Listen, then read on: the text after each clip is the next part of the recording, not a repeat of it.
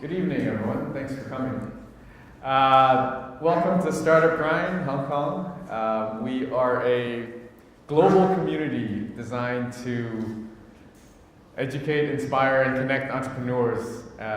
There's monthly meetings globally, 200 cities in over 100 countries across the globe. And it's just a great entrepreneurship and startup founder community. And obviously Hong Kong has been running for quite a while, and this is a nice space that we've found.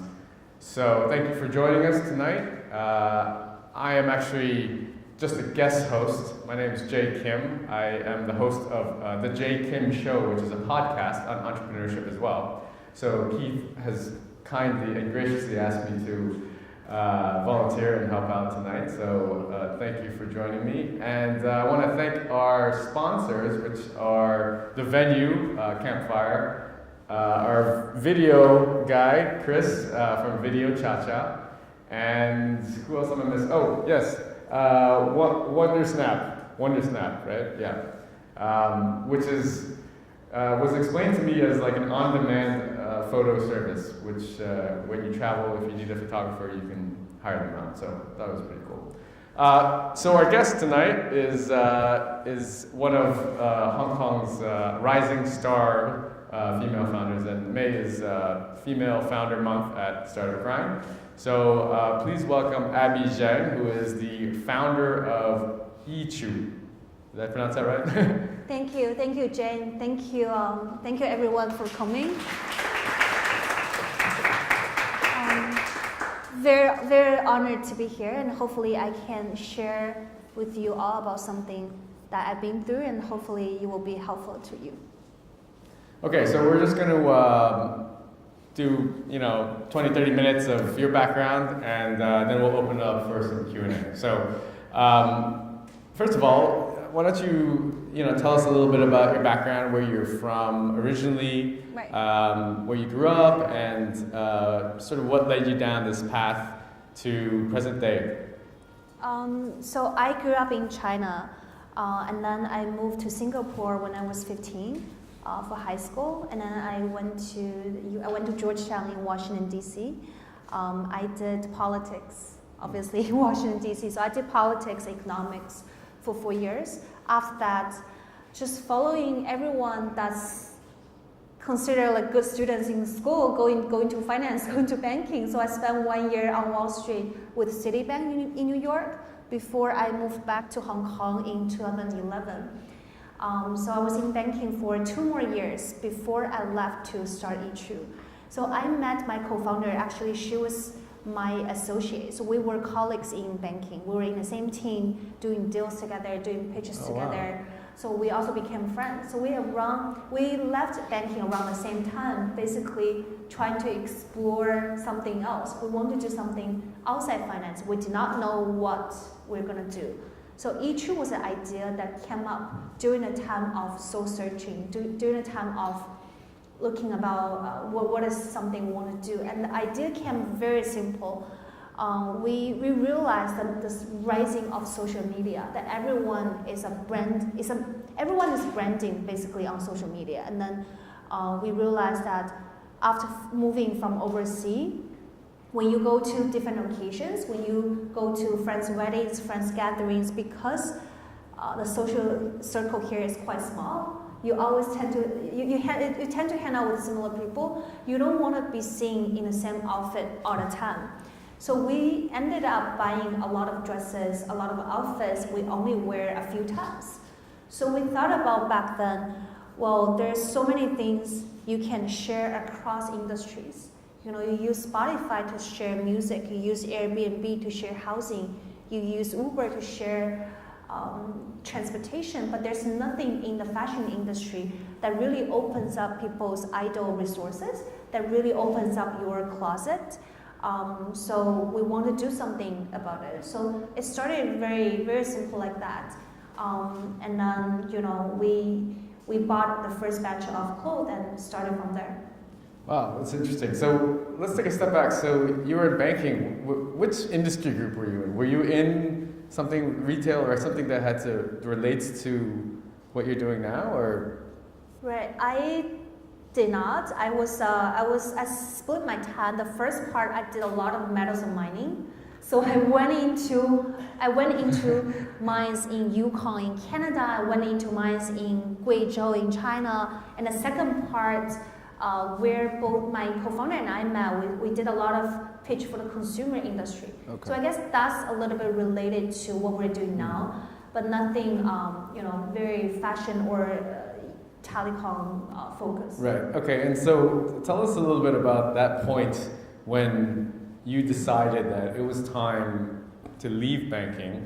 You said there was a period of time where you were soul searching. Yeah. And what caused that? Was there did you get laid off, or was there something event that happened in your life, or was it kind of you were just talking with your co-founder and you said, look, let's just take some time off, go travel, and figure this thing out. Like, share with the audience what the thought process. The thought process. That's right. Yeah, because I think a lot of us, have been in that situation where you're working for a job that you might not necessarily like, and you have these entrepreneurial passions and dreams, but you never know what the best way is to approach it. Should I, work doing something like a side hustle concurrently, or should I just quit and just jump straight into it? So right. So I think some of us probably are still in finance. That back then when I was there were a lot of people, including myself, would talk about quitting finance. It's a constant talking about quitting finance. When we do happy hours, when we do dinner, it's always about, unhappiness about the boss, unhappiness about the deal, unhappiness about the hours, we're gonna do something else. But not really everyone will do it. So sometimes you just need a catalyst to make the decision. Right. You've been thinking about it. And for me, it was, I was not sleeping too well. So my health was not doing too well. So I was asking myself whether it was worth to spending time doing things I don't truly believe in. Like I'm doing pitches, I'm doing the modeling that I'm not completely passionate about. Could I spend my passion? Could I spend my effort in somewhere better that I can be in a happier mentality? So that's very, very simple. And you guys decided at the same time you're gonna around the same time. With this plan to start your company had not yet fully materialized, right? You knew you wanted to do something, right? But yeah, we wanted to do something, and I was watching, like even when I was still in finance, I was watching a lot of videos. I was reading the book. I remember I read the book written by the co-founders of Guild. So Guild.com, the flash sale website from the U.S. where you can buy designer items at certain time of the day, and how this story really inspired me. So reading a lot about how those are also ex-finance people. So reading a lot about previous entrepreneur or previous finance jumping into entrepreneurship really encourages me. So I was looking for the right idea to delve into. Okay, so you jumped ship and you're ready to go. You did some soul searching. You found your idea. So tell us a little bit about the concept of YEECHOO. Right. How you came up with the name. Yeah. Obviously, you mentioned collaborative consumption and that trend of being able to share assets. And you hadn't seen anything like this within fashion. So tell us about the early days. So the early days, well, the idea has already transformed a lot from what we envisioned us to be at the beginning. And this is the process of any entrepreneurship, the reiterate process. But back in the days, the reason we call it YEECHOO, because two meanings. In English, it sounds like you choose. In Chinese, in Mandarin, it sounds like the closet. So YEECHOO, like 衣柜 in Cantonese. So that's how we came up with the name. At the beginning, it was very simple, special occasion focus. So a lot of cocktail dresses, a lot of long gowns. When you go to a gala, when you go to a friend's wedding, when you go to very special occasions, those dresses are something you will consider renting. You would not want to wear it for the second time. So that was the idea at the beginning. However, it changed. Right now, that's not our focus. So the problem we realized along the way is special occasion is good. It's very profitable. The margin, the gross margin is really high. However, the user frequency is not that high, because how many times can you really rent it for special occasions? You might have 1 or 2 special occasions every month, and that's about it. So we started thinking about, since we got the funding from Alibaba last year, we started thinking about what is something else that can actually scale up this business. So we launched this new monthly subscription model in August last year, where you can pay a fixed monthly fee and you can get more casual clothing. So this becomes your closet in the cloud. So when you have less special occasion, like when you go to work, when you go to a conference, when you go to a friend's gathering, or just a Sunday brunch, you can also use our services. And in this way, we boost up the user frequency, and our volume grows 10 times since we launched the business model. So that was something we never thought about when we first started. But that's the thing, I guess, every entrepreneur needs to bear in mind. Okay, so you mentioned the Alibaba funding, Yeah. which was great news to hear. How did you guys start initially? Were you bootstrapped? Were you self-funded your initial collection? How did that happen? Yeah, at first it was coming out of our own savings. So we bootstrapped for the first half a year or more than half a year. We used our own savings we hired a third-party agency to do our website. We talk about like a minimum viable product a lot, but like what really is really just get the idea out there. I was just reading today, was saying, as the founder of LinkedIn, he was saying that if you are not embarrassed by the first version of your product, then you have launched too late. So basically, at the beginning, when you get the idea, is to try to get into the market with the minimum cost, and then you invest accordingly, because you're learning so much about what user wants, and you are adjusting the business model along the way. So yeah, at the beginning, we just use our own money. Interesting. Well, I'm loudspeaker, so it's okay. So that's interesting. That's okay. I don't know why this is off. But can you walk us through the business model? Let's talk about the revenue model. So you obviously you started with the high-end dresses and stuff like that. If I'm a user that, let's say I have a wedding to go to, walk me through the entire transaction. Okay, I land on your website and I see, do I have to sign up for an account? And how much does it cost, and how long do I get to rent the piece for, and what's the deposit I have to pay? Maybe you could walk us through all that. Right. For the business model, basically, it's just like any other shopping website, any other e-commerce online shopping website. You go to the website, you browse through the collection. You can filter based on your size, based on the color, based on the length, based on the date you want. And then you talk about whether you do register. That's also something we try different ways. At the beginning, we try close down all the collection. You can only see the collection when you sign up for it. But then we realized that people don't want that. People would just, the bounce rate increase a lot. So we close that. We give everyone an opportunity to look at the collection, but then we're constantly reminding them to sign in.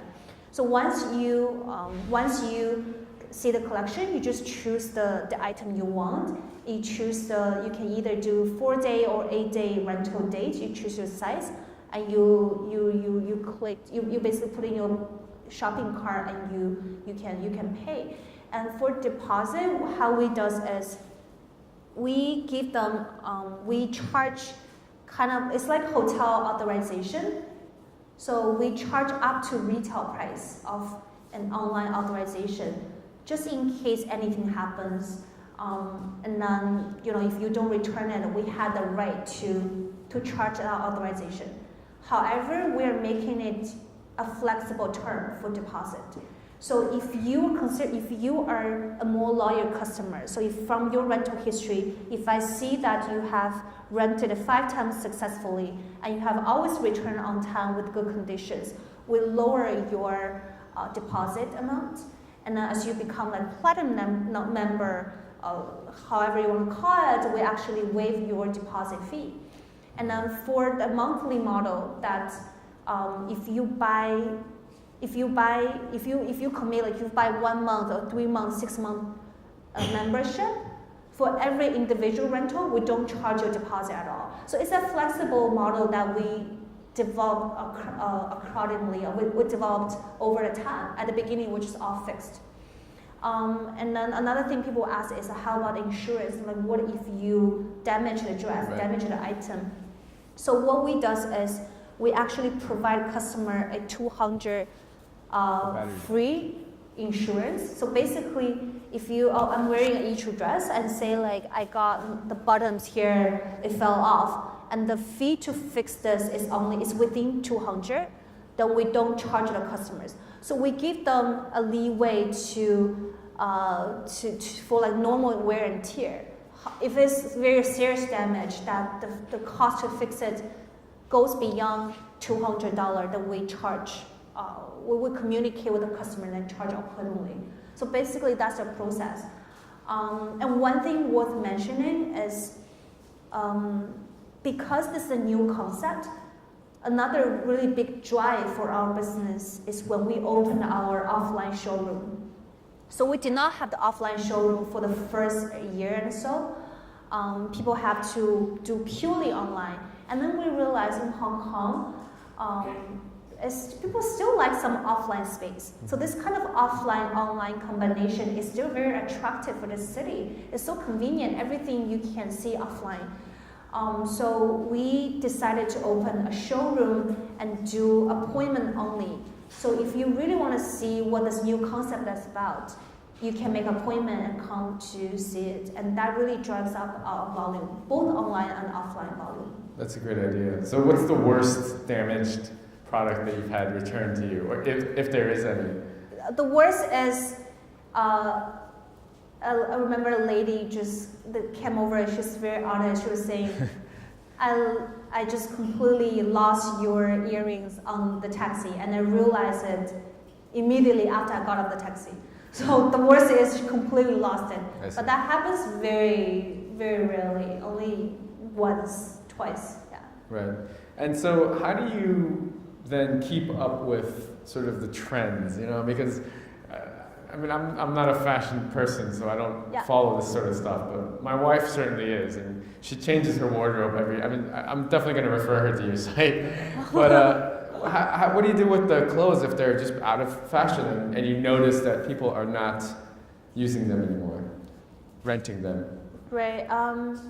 And that's something I think I learned from doing this. At the beginning, I was worried that because when people look at fashion, it's always, spring, summer collection coming, fall, winter collection coming.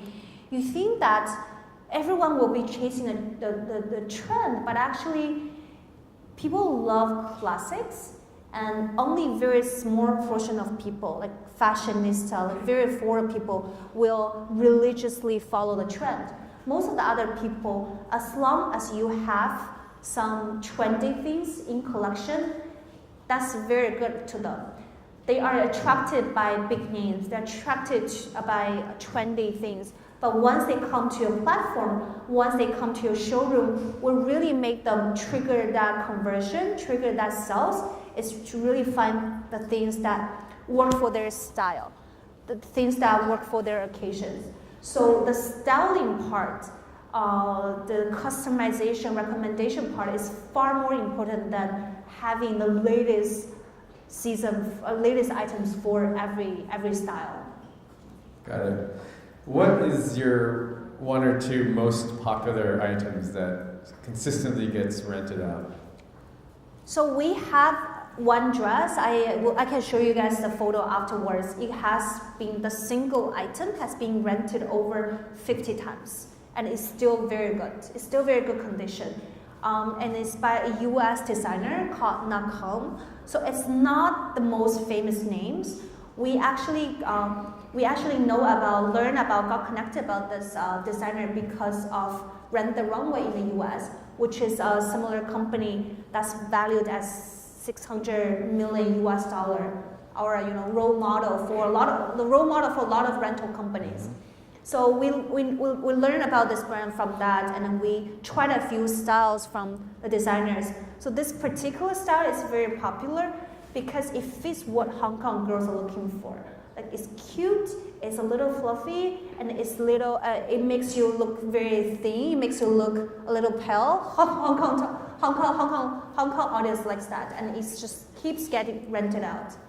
Yeah. Very interesting. You mentioned that you had started not a high-end, but a mid, maybe everyday type service. What other things do you have sort of in your product pipeline perhaps, or your service pipeline that you are looking to roll out perhaps this year? Yeah. Thank you. One very important thing we are rolling out is we realized there's a huge demand for outfits when you travel. So when you go to, say, you go to this long weekend coming up, when you go to Japan, when you go to Korea, when you go to Thailand, wherever you go, like, you always take photos. And then you want outfits that kind of fits that environment. I was in India for Easter break, so I brought a few pieces that has some ethnic elements that will, brought some red pieces that will look great in those temples, those palaces. And that, we think, is a huge demand. So we are rolling out travel-focused package together with travel companies, together with photographers, videographers locally, and then you can bring. So right now you rent like one dress for 4 days, for 8 days. So the new package we're doing is you can take, say, 4 dresses, 5 dresses all together for 7 days, and that will be perfect for your travel destination. So that's one thing we're planning out. Geographically, well, Hong Kong is very small. It's great to start a business, especially for what we're doing, because people here like dressing up, likes fashion. People here are quite westernized.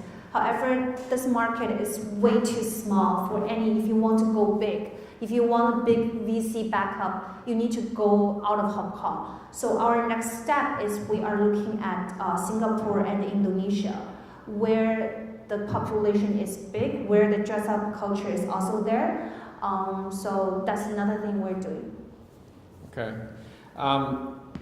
Maybe you can. Was there, as an entrepreneur, we're daily challenges, and I'm sure there's daily battles with failure that you have to deal with. Was there one point in your journey where you just wanted to toss in the towel and say, you know what, this is not going to work, or maybe you really felt that this might not work? Many times, way too many times. And I think that's the great part, having a co-founder, having a partner, because we two of us, we inspire each other with different things at different times. There will be times I am very frustrated about not enough traction. I'm very frustrated about fundraising. I'm very frustrated about marketing campaign, and she will cheer me up. And then she will. And there's vice versa. There will be times when she is frustrated, and I will, together sit down with her and we talk about whether we have tried everything we can, whether we have really no way to go, but usually the answer is no. There's still many other things we haven't tried, and then so it just we can't just give up that easily. So.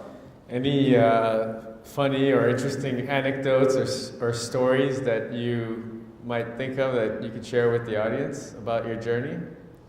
Yeah, quite a lot. So just quick people ask us how we chose our dresses. And I remember when the first batch of our dresses, we chose it, we went to New York, went to Fashion Week, went to trade shows, we talked to designers, and there were just two of us, there was no one else. The company was just two of us, me and my co-founder. And we were telling ourselves, we have only one criteria about choosing the dresses. Both of us have to like it. Because if it does not work out, we just split the dress, and you take half, I take half. So that's how we chose the first batch of the dress, and that's the real story. Of course, later on, we have more support, we have land cover consultant, we have data to support, we interact with our customers, we know better about what to buy. So that's one thing that I'll always remember. And the second thing is, you asked me whether we bootstrap, whether we invested our own money at the beginning. Yes, we did, and because it's bootstrapping, so you need to save costs on every single thing. One thing we really want to save costs was on photography. It was like, oh, this is quite expensive, and model is quite expensive. So we spend money, we hired this model, $800 an hour, but we don't want to spend too much money on photography. So we're like, all of a sudden we had this brilliant idea. I don't know whether you guys know, there's those self-shooting studios in Causeway Bay, in Wanchai. So basically you go there, it's a little button, you take it's a professional setting. It's beautiful, it's like white, you can change the background, it has the professional lighting and everything, but you just need to click by yourself. And we feel too embarrassed to tell our model. So we told her, oh, our photographer last minute withdrew. We have no way, we can't do anything. This is the only thing we can do. Do you mind going with us? And then she thought, okay. She told me it's her first time doing that. It might be her last time doing that. But we got our full collection shot with only $800 spent. So yeah, not bad. Nice, very nice. I'm sure your investors appreciate that story as well. Thank you for sharing those stories. A couple different types of questions. So I'm interested to hear what kind of reaction did you get from your family, your parents? Like, what kind of support did they give you, or lack of support, resistance did they give you when you told them you were going to quit your high-paying investment banking job to go to do a startup? Right. I think I am the lucky one that have support from my family, from my friends. So my family is always about me making my own choices.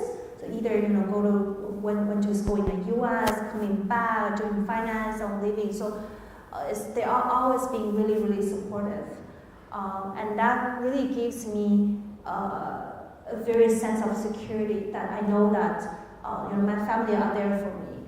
I can if there's anything I can go back to home to rest for a little bit. So that's one thing. And then I think another thing is not just mentally support. So when we were making our first batch of boxes, YEECHOO boxes to do packaging, because my dad works for a publication company, he actually spent his own money and made those boxes for me as a way to support. So that's also say great things.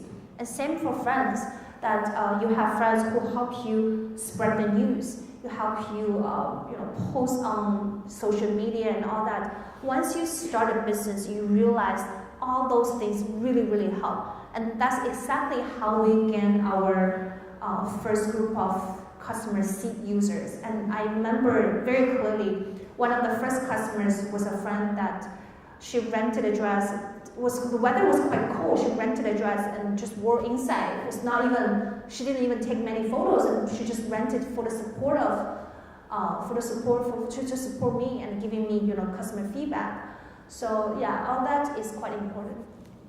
Well, I think you're fortunate to have a very supportive family. So May also is Female Founders Entrepreneurs Month, and so were there any specific challenges that you faced as a female entrepreneur? You work in banking, which is quite a traditional Yeah. male sort of dominated industry as well. So you're not a newcomer to this sort of dealing with this sort of thing. But any hardship that you faced, and any pieces of advice for our female founders in the audience. Right. I think just want to share a fact, a challenge any female founders might face is when you are doing fundraising, not every VC like female entrepreneurs, and that's just the reality because there are more for VC investors, there are more males out there. I feel like they tend to choose entrepreneurs that are more similar to them. That might be a reason.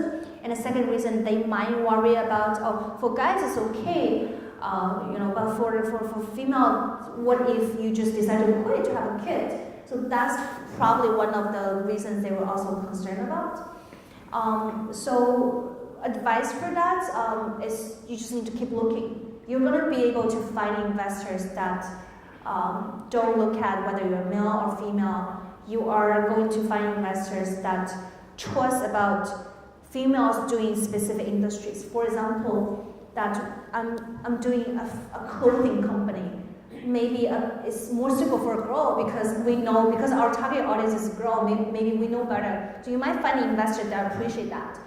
I guess just keep looking. Yeah. Abby, you were named one of Forbes 2017's 30 under 30 in Asia to watch, which is obviously a great feat.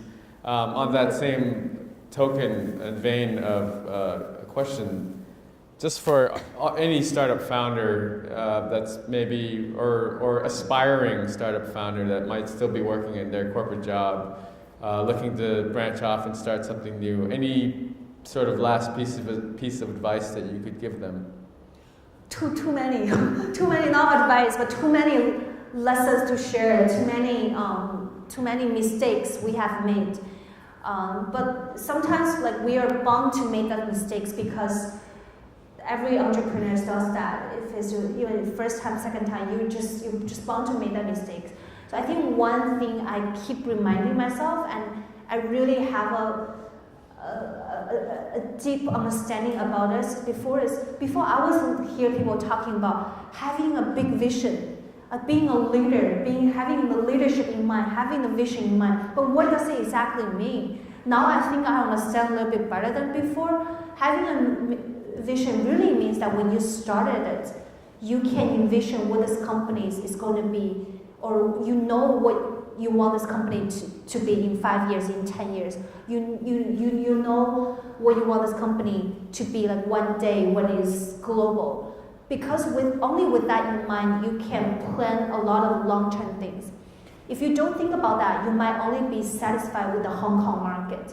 But if you know that Hong Kong is only the first stop, once you get the money, you know how to really allocate it. You know, when you have the opportunity to partner out with anyone outside Hong Kong, you will grab that opportunity. So if you don't think about that, if you don't think about the next step, if you're only just focusing on getting my social media posts right, getting my UX, UI right, getting the website design perfectly, that's not what a leader or a founder should be. That should be your social media manager should be. And in the early days, you are a social media manager, you are a website designer, you are also founder. But don't forget I think the big picture is it's just what's gonna make a company make it or break it. Thank you. Abby, thank you so much for sharing your words of wisdom and your story with us. Let's give a round of applause for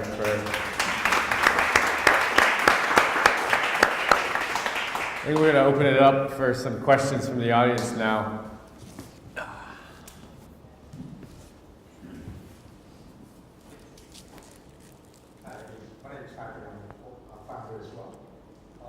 Congratulations on your past success, by the way. Thank you.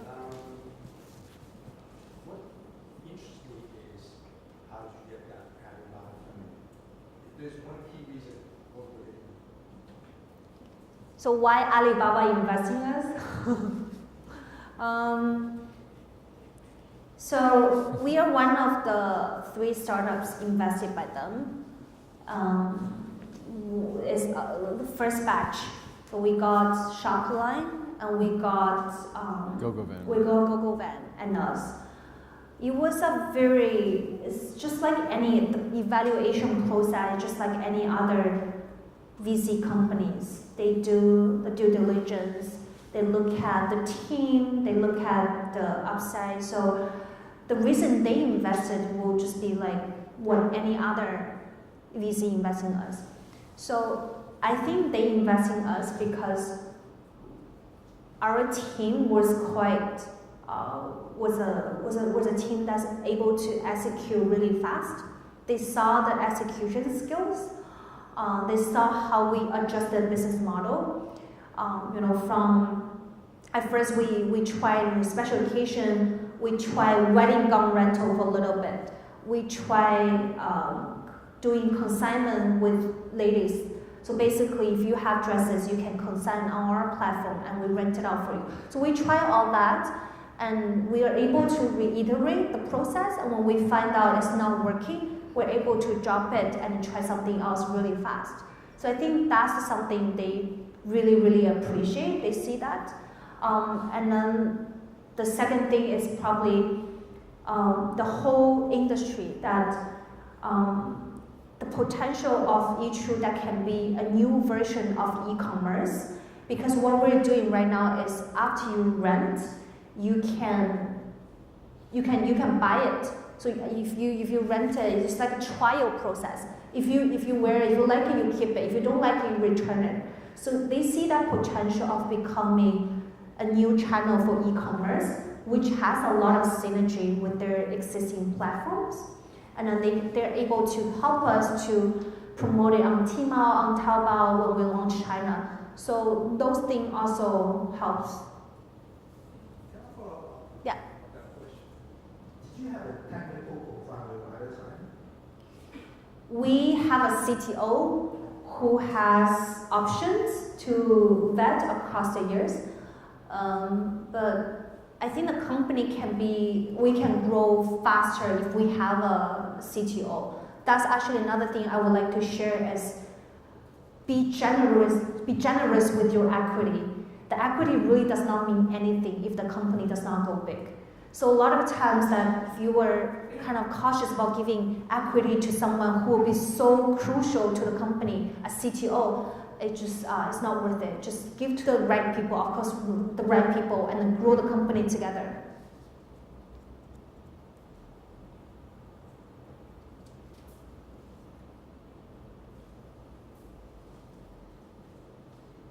Thanks. My name is Eric from the Swedish Chamber of Commerce. So I was thinking when you mentioned ambitions, what are your ambitions when it comes to YEECHOO in terms of product categories? Are you going to broaden to different clothing categories or different service partnerships or ideas? Yeah. For sure. So we started with women's special occasion or like casual wear now, and then the natural extension will be we can rent maternity clothing, and a natural next step can be kids special wear, and also for men, we're still thinking about that, but along the line can be a lot of styling services. Because right now we have over 3,000 clothing. So when you have even more clothing, how do you deliver the right piece of clothing to the customers? How do we give out those styling services based on your preference, based on your historical data, historical preference? Is also something we can develop.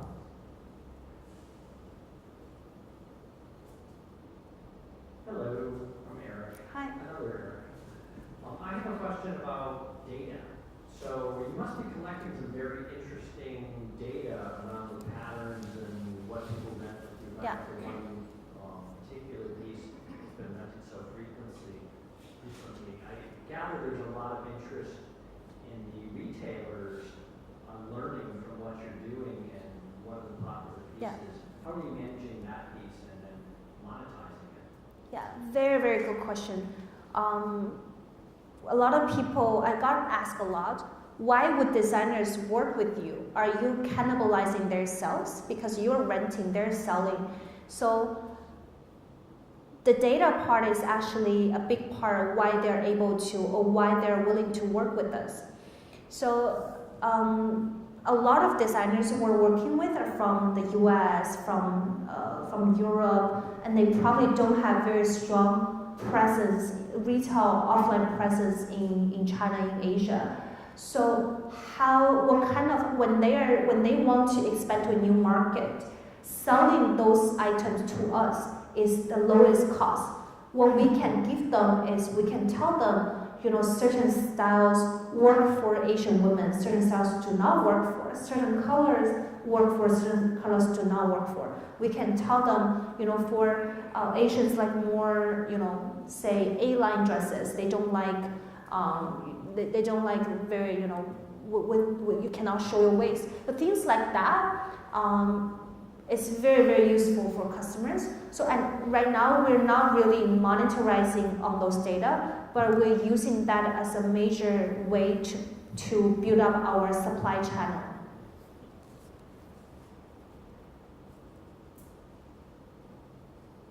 And you don't mind, I want to follow up on that inventory issues. Obviously, there's a lot of capital committed on it. So how do you manage that inventory in terms of capital management? It is one of the challenging parts for business model. It is not asset light. We do need to carry inventory. I was talking to some friends earlier. We own all the inventory, so we buy them from designers at wholesale price. So how do we manage the investment for that? Is thinking about new ways to make this inventory more flexible. So being able to sell to customers after they rent is something we find extremely valuable. A lot of ladies, a lot of customers, they might not think about buying certain things. It's just because they're not familiar with this designer, they're not familiar with the design. However, after they try it at such a low entry barrier, they might like it and they might buy it. So we see this growth of purchase to rent ratio grow across the past few months. So that's going to be a major way for us to really share some capital burden. And as we expand to other regions across Southeast Asia, we also can do inventory rotation. So that's also something that will help.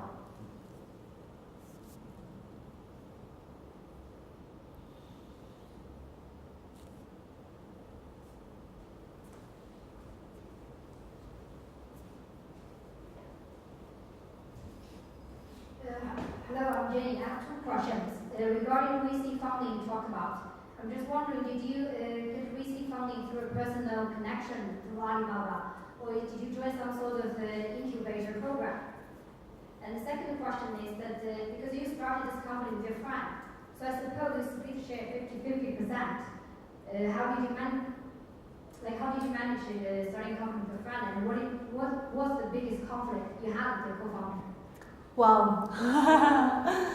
First question, so the Alibaba rounds was our second round, so it was our pre-A round. So our first round was from one family office in Indonesia and then one VC in Hong Kong. So that was our angel round. And the seed round was our own money. So the first angel round was through, we were not really out there looking for fundraising. It's more because we got some exposure and we had people around us doing this. We had people around us knowing us doing this. So we actually got approached. That's how so you can say personal connections or personal network. So that's the first round. But then for Alibaba, it was actually just through very official channel. We went to the info session, we applied online, and we got lucky, we got selected to interview, and then rounds of interview and due diligence and all that. It takes more than 4 months, the whole process. Yeah. And the second question you were asking about starting up with a friend. So because this is our first startup, so we were not very experienced about really equity sharing.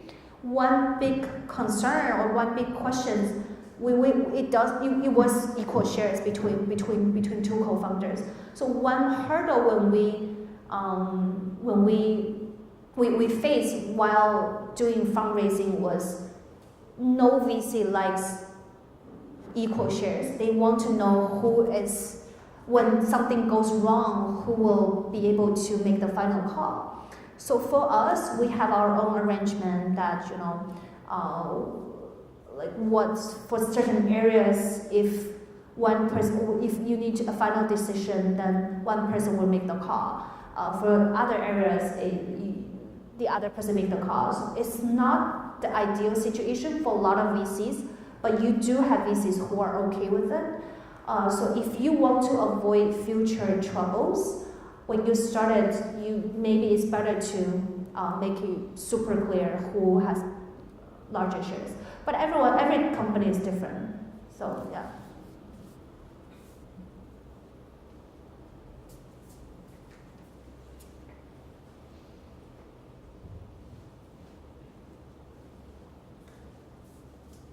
Hi, I'm Daniel. Hi, Daniel. The general idea about this is a really sustainable idea within fashion, quite modern. But when you look at the actual brands and the design, do you consider how sustainable the fabrics and how the production of the clothes are, even if the idea itself to rewrite clothes is really sustainable? So are you saying that although the idea itself is sustainable, but because we actually need to purchase from designers, this part's still not sustainable enough. What I mean is, do you consider how Right. the clothes that you buy are produced in the beginning? Do you know what I mean? So can you elaborate a little bit more? Yeah, if the clothing or like the fabrics, Yeah. is that a part of your decision of what clothes do you buy, or is right. it just the design and the brand itself that determine if you buy clothes or not? Right. Very interesting idea. A very interesting question. So being sustainable, there are two ways, right? One is to really decrease say if you only wear one dress once, then you should not buy it, right? You should, if we buy a dress once and then 100 people wear it, then the frequency of using that dress is much higher. Then you are making it more sustainable. So that's one way. That's what we're trying to do with the model. However, because in order to achieve that model, in order to really change people's behavior, you have to have attractive designs. And what we find out is we see a lot of emerging designers coming up that gives out sustainable fashion, and we pay a lot of attention to that. We go to YEECHOO fashion show every year, which is the biggest sustainable fashion show run by Redress, which is our partner. So we go to the fashion show, we look for the designers we like from the fashion show, and in that way we selectively choose some pieces from there to try to be sustainable. But because they're not, the majority of the designers out there still are just normal, producing using normal materials. So we can just only have a combination of both. Do you think you have to replace that dress that's been rented out 50 times? The most popular piece? Yes, we order new pieces. Oh, really? Yeah, it's always about they say in e-commerce is always about 80-20 rule. The 80% always the revenue generated from the most popular styles. So being able to have very flexible supply chain, being able to talk to the designers and say the style is doing really well, I want to put through more orders, is extremely important. There's been a couple of questions on the Alibaba investment, obviously. What sort of involvement do they have once the investment's been made? Are they very hands-on thereafter? And what sort of support do they provide, if any, or promise for potential expansion into the mainland? Yeah. They're very hands-on. So we have a monthly meeting with them, going through our operation metrics. So that's one part. That's every month is going to happen. And the second part is they're involved in terms of connecting us with future partners and future investors. And in terms of Alibaba's own ecosystem, there are a number of things we're exploring with them.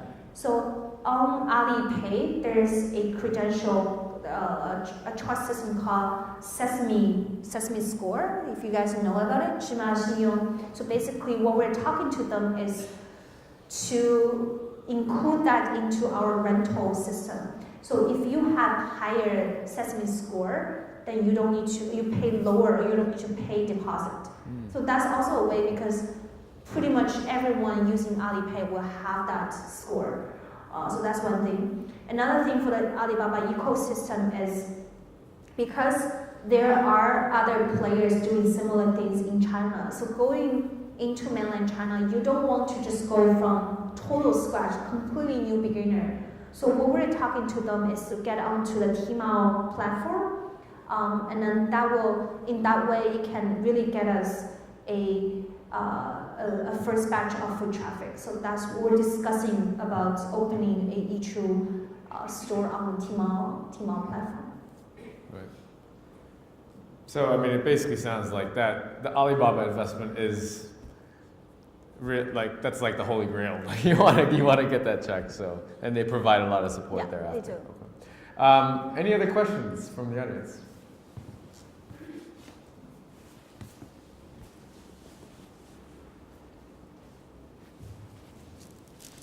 I have another question. How do you think that the consumer in mainland China will react differently to your platform compared with the Hong Kongese and the people from Singapore? How do we think? Yeah. I mean, I'm from mainland China, so I really I'm not so used to this idea that I'm going to rent other people's clothes. Yeah. So I'm just wondering, do you see any different behavior regarding the mainland consumers? Right. I think for it's for sure going to be very new concept for customers in China, and I think customers in China it's going to be very difficult because they have a lot of choices. They have way more choices than Hong Kong. Like on Taobao you can buy a lot of cheap clothes and then you get shipped to you overnight. So what we really need to differentiate it is we can't guarantee everyone in China will use our services. We just need to find our very accurate target audience, that people who appreciate the quality, appreciate the designer. So we won't be renting out Taobao quality of clothing, but really the designer, the premium designer kind of quality and at fast fashion at Taobao price. So for people when they're comparing, I'm spending Taobao money or even less, but I can get such high quality. We believe there are a group of people like that. So that's one thing. And the second thing is we're going to explore the trial concept more. So buy after you rent. So you're still buying it. If you want to buy, you can still buy it, but then you try it first. And then after if you like it, you keep it. If you don't like it, you return it. So that's another thing that might work quite well for China. Abby, one of the things I think I heard you say is you get to where you are by overcoming a lot of early failures, a lot of early challenges, and one of the key ingredients of you getting through that is your partner. So can you tell us a little bit about the chemistry, what you offer to the partnership, what your partner does, and how that sort of works? And I have a second question. Yeah, I think that also comes about how do you find a co-founder or what kind of people fits for a co-founder. So although we came from similar background, that we were in finance, studied overseas, our skill sets do complement with each other, especially in the early, especially when we move forward. So she's a very creative, very fashion focused, She knows very well what things looks fashionable, what things does not. She knows very well how the website will look high end, and but also like approachable. So all of things, I don't think she's definitely much better than me. Sometimes two designs look the same to me, but as she can tell, this one will probably work better. And of course we test, right? And for me, I'm more out there doing all the networking and pulling resources, pulling the partners in, making all the meetings. So we complement each other in that, and also we are extremely frank about each other.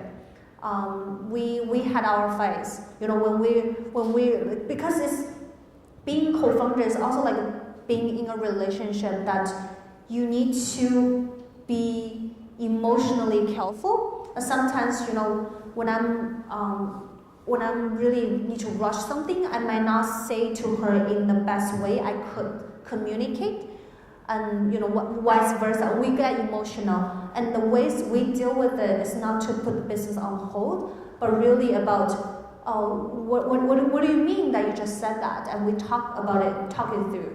So that's something also being really helpful to us. The other thing I think I heard you say in the early stages, you were quite quick, adaptive in terms of being flexible with the business model, with your pricing models, and so on and so on. Yeah. That would be fine, I presume, when your volumes are low, when your scale is still relatively small, but as you scale up to a much larger volumes and larger markets, you're going to have to put some structures into place, because those sort of decisions by the co-founders, that off the cuff kind of decision making can't possibly continue. So what kind of challenges do you see that for you and your company, and how do you plan to deal with those? Yeah, I think over the time, I have learned to. It's very good questions. I think over the time I have learned to make decisions with less perfect information. A lot of times you just don't know, and there's no right or wrong way. For example, whether you should go to China or whether you should go to China or whether you should go to Indonesia, maybe there's no right or wrong answer to that. You just need to take a direction and then use all the resources around that. So a lot of times you don't know which direction is right, and it's all about how you execute it, how you make use of the resources. And sometimes it really comes a lot about the guts. So I think one thing I really want to share with you guys is sometimes you just need to take a bet on something and then go for it. You can't be super comprehensive about every decision. And if you feel you're doing something wrong, then for the next decision, adjust it. So always save money so you have more leeway to make those mistakes. I just had two quick questions. The first was, how do you acquire new users on the platform? And the second was, it would be great to kind of get your thoughts on off-price players like TJX, Ross, and then also kind of online consignment players. Like, what are your thoughts there on that market? Sorry, second question. Just your general thoughts on off-price retail like TJX. My thoughts on off-price? Off-price as a segment. Because I feel like off-price and even online consignment, like throwing out that kind of model, competes indirectly with you guys, right? Off-price means like discounted price? Like TJ Maxx in the US, TK Maxx in Europe. Those type of retailers where they sell, off-season injury. Oh, okay. So those what do I think about those discounted, right? We'll talk about the second question first. Those discounted websites, I think it still comes to the style. They're not curated at all. They're just selling a lot of things they have overstock for. However, for us, we have a whole data system about what styles to buy. So every week we analyze our top selling products, and every product we have category attached to that. So we know what kind of categories, what kind of products will work for our platform. So it's very curated, and that's how our customers can get very sticky. We have 70% retention rate. So I think for those kind of retail, they're probably very broad and targeting everyone. So it's completely different business model. And the first question, how do we acquire customers? Word of mouth and social media, two best channels. And social media, you just need to create the vibe. You need to get people to tag you, to talk about it. And then word of mouth is really improving the services and being really user focused, making the phone calls to customers and ask them why they stay, why they leave. So.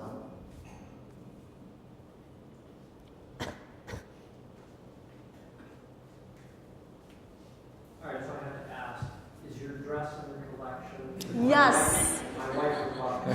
Yes, I was wearing a t-shirt, but I feel like I should wear a dress tonight from YEECHOO. Yes.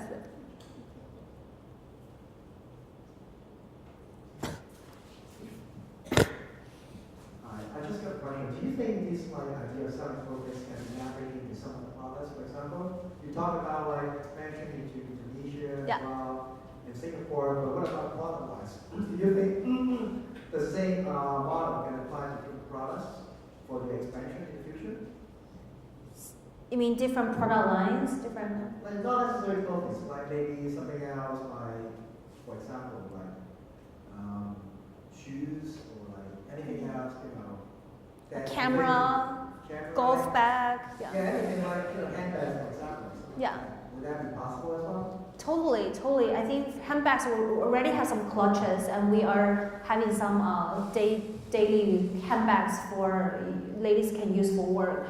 What we think is clothing is the most difficult part to tackle for rental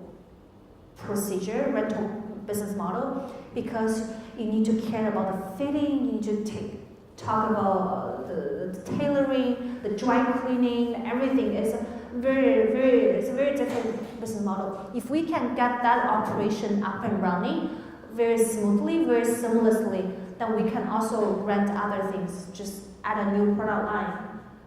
So it all comes to operation and the team capacity. I'm interested in knowing what is the biggest challenge you've encountered so far, and how did you solve it? The biggest challenge. Biggest challenge.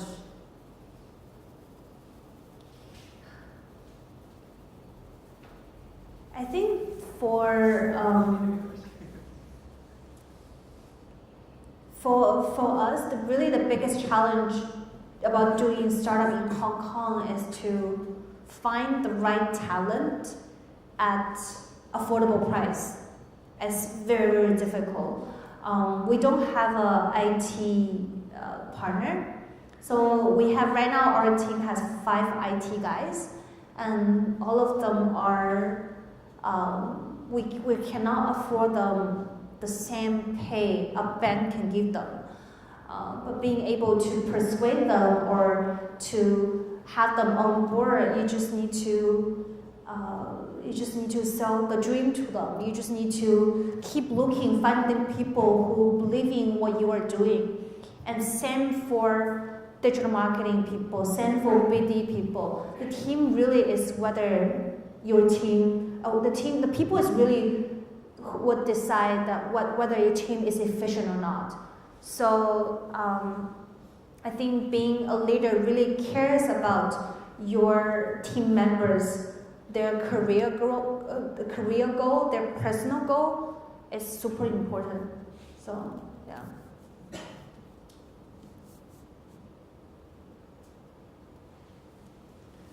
Any other questions? Last questions? Well, thank you, Abby. Thank you so much. And thank you to the audience for great questions.